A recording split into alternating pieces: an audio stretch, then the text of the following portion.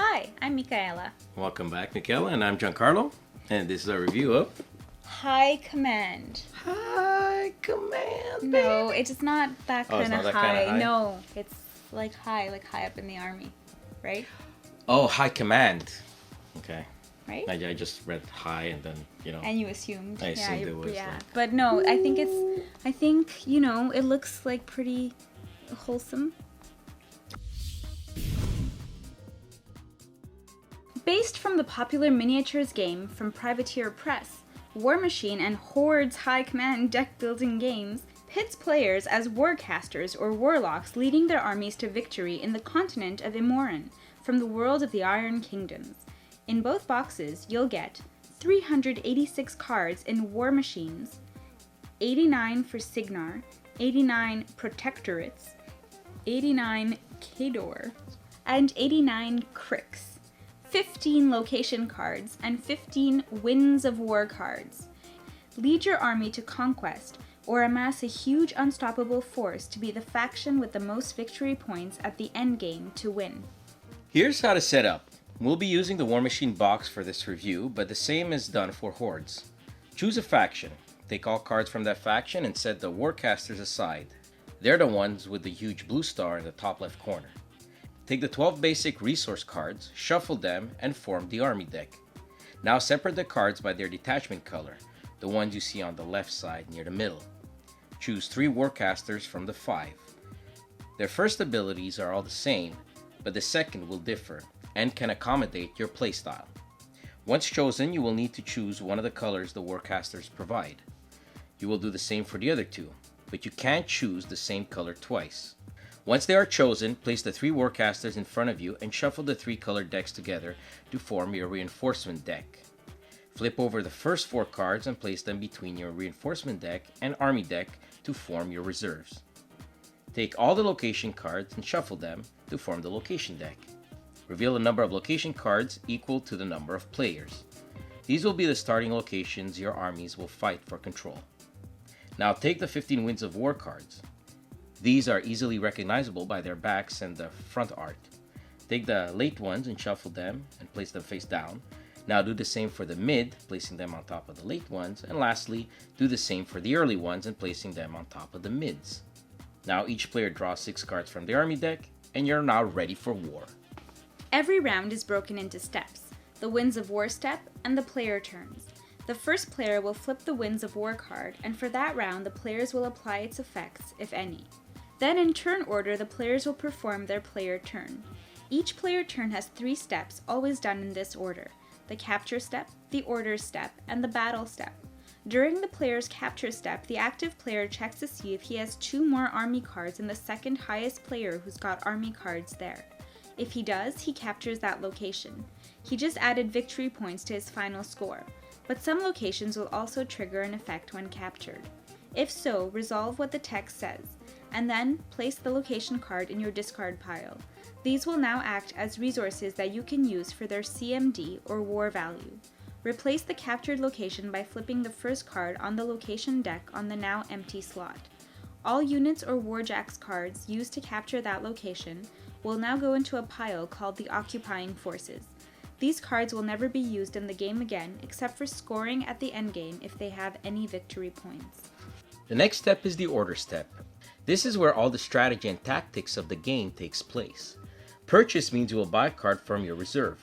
Simply discard cards from your hand for their command or war value until you reach the minimum amount for the purchase cost.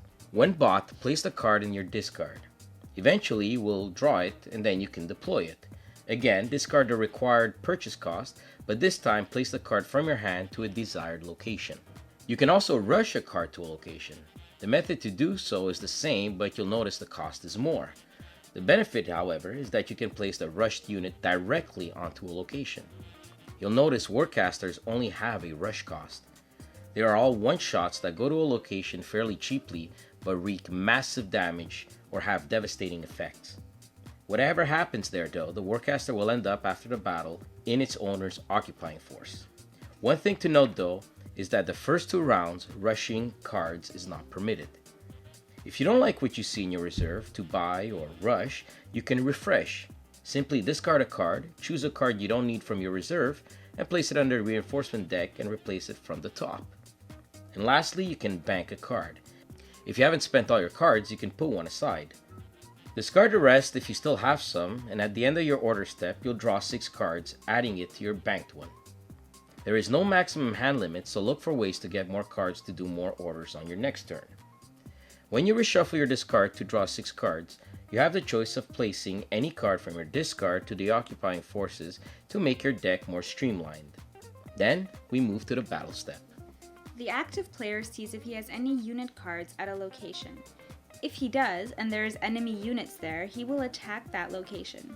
Attacking works by adding all friendly units' power, the opponent doing the same, and distributing the attack value on enemy units' health points while the opponent does the same. Once damage is allocated, all cards are destroyed and discarded at the same time. Now in a multiplayer, there may be more opponents present at a location. In this case, the active player has 2 choices. He can do a targeted attack, which means an opponent of his choice and him go through battle regularly, or he can do an all-out attack. Here the active player can choose to put damage on any unit from any opponent.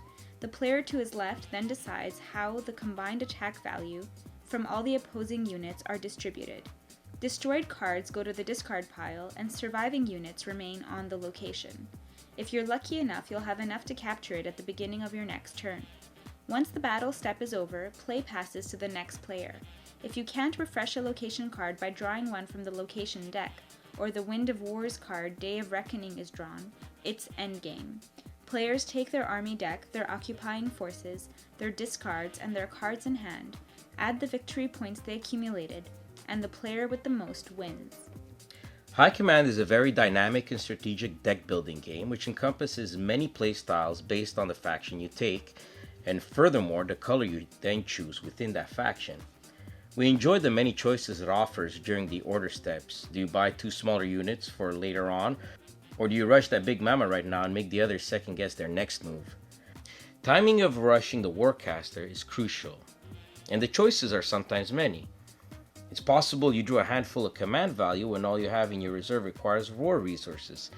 So yes, there is a slight element of luck in that sense, in revealing location cards that favor a faction, and in sometimes revealing the Day of Reckoning card either very early on or very late in the game.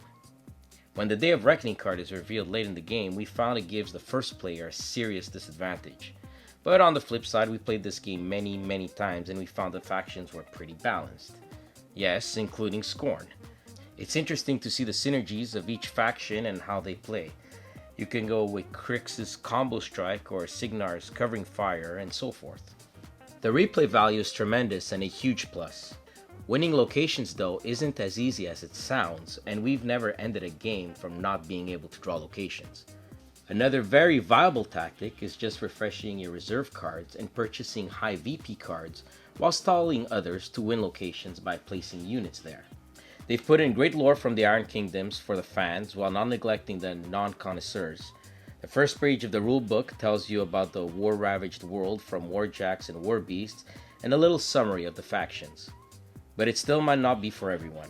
There's quite a bit of strategy from sacrificing location to how you play out your order step. And there's many a seesawing action on a location, and player turns can be long as well as the game. But it nevertheless was a part we enjoyed, from the artwork to the mechanic and gameplay. One thing though, they really should have had an FAQ included in the rulebook, but Privateer Press was quick on the draw and they have it on their site. We're giving War Machine and Horde's High Command 8 Mangled Metal Mayhem out of 10.